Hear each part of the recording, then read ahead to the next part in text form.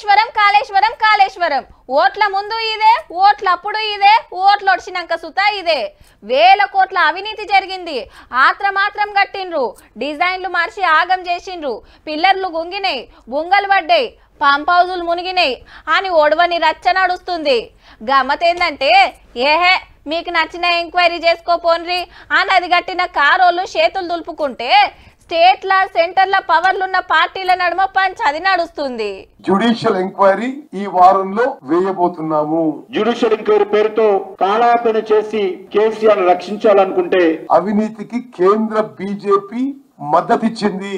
కళ్ళు మూసుకొని మీరు దోచుకోండి, మా వాటా మాకు ఇవ్వండి.